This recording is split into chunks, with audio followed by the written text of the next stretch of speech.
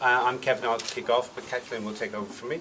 Basically, we were thinking about dressing and people having issues when they're travelling, because we had a feeling that people travel, don't know what to take to the destination, sometimes get to the destination and buy stuff because they have to, because they've left it behind.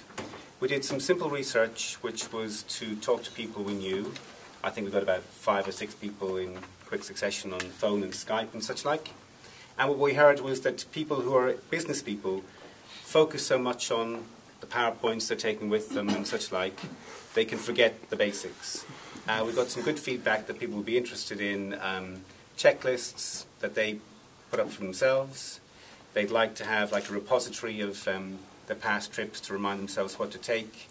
They might also like to have feedback from others, crowdsourcing about, in this country you should wear a scarf if you're a female, etc.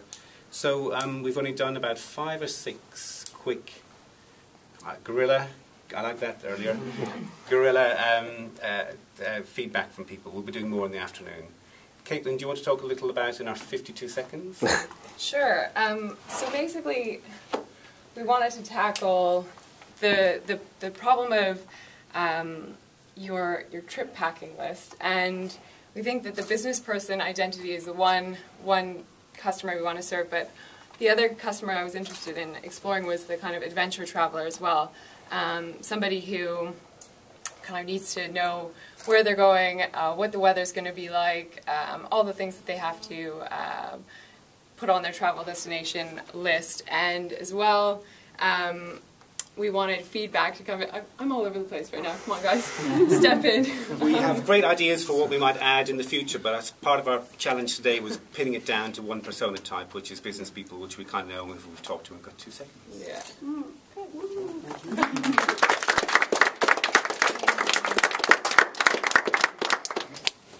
Any questions?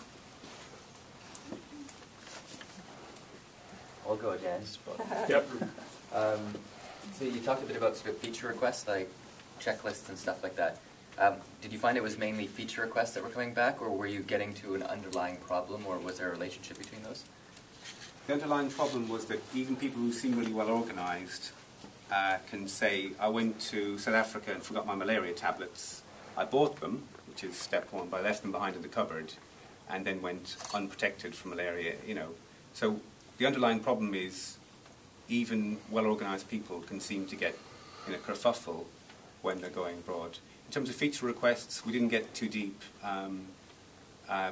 People who said an easy checklist I can refer to would be a great start, so I don't leave my phone charger behind for the 3rd time and buy a 3rd Apple charger at my destination. Or it can be really like basic things like remember to do the laundry or your dry cleaning before you leave. So you just get some sort of alert or something in advance of your trip. Stuff like that. Did you find in these 5, 6 people you asked, did you find divergent needs or something, or was it very homogeneous as a set of feedback? I think that's the problem, is that everyone has things that have gone wrong on a trip, and so that pulls you out to all these different feature opportunities. But I think the one thing that unified it was if you're traveling to countries where you're not aware of the weather conditions or the religious conditions, and that is the reason it works for business people is because they're not planning their own trips often, so they'll just be sent to go to an office somewhere, so they're not going to consider that as much.